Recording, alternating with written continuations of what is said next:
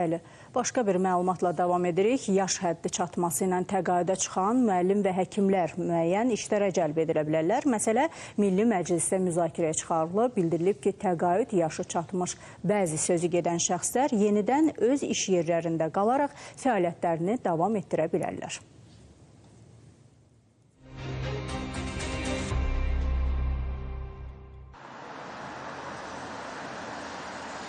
Yaşa görə təqaüdə çıxan müəllim və həkimlər müəyyən işlərə cəlb edilə bilər. Məsələyə Milli Məclisin İnsan Hüquqları Komitəsinin iclasında çıxışı zamanı millət vəkili Arzuxan Əlizadə diqqət çəkib. Yaş həddi çatması ilə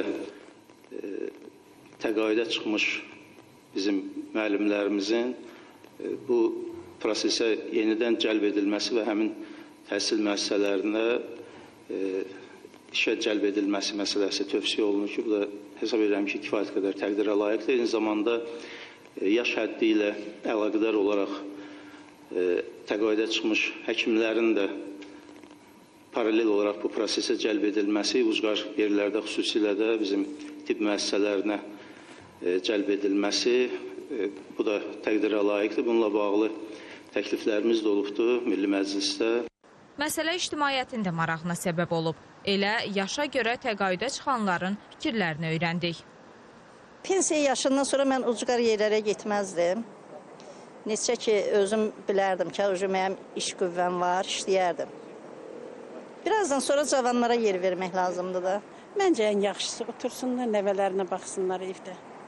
Ucqar kənddə gedib neyniyəcəklər? Müəllim gedib neyniyəcək? Oxuyan şagird ucqar kənddə də oxuyur, cavan müəllimlə də oxuyur, yaşlı müəllimlə də oxuyur. Hələ ki, canlarında su vardı, qoy işləsinlər. Onlar verdiyi xeyri heç kəs verəməyəcək. Falan rayondandır, gedib orada işləyə bilər. Ancaq belə məcburi ki, sən get orada işlə, o düzündür. Fikirlər müxtəlifdir, amma məsələnin başqa tərəfi də var. Maraqlıdır, pensiyada olan şəxs həm də əmək fəaliyyəti ilə məşğul olarsa, bu necə tənzimlənəcək? Qanunvericilikdə konkret olaraq təqaüdə çıxan müəllimlər də tibb işçiləri ilə bağlı, yəni onların bir il uzatmaq olur, yəni bu 3 dəfə bunu uzatmaq məsələsi mümkündür. Tutaq ki, bu adam işləyib, 25 il, 30 il işləyibdir və bunun orada yığımı var, sosial yığımı var. Sosial yığımından da bu faydalanmalıdır istənilən formada. O sosial yığımını da əldə eləməlidir o. Yəni bunun həm əmək haqqısı, həm də sosial yığımdan o pensiyasını almalıdır. Mütəxəssislər bildirirlər ki, yaşa görə pensiyaya çıxanların yenidən əmək fəaliyyətinə cəlb edilməsi məcburi olmamalıdır. Bu, yalnız könüllü şəkildə həyata keçirilə bilər.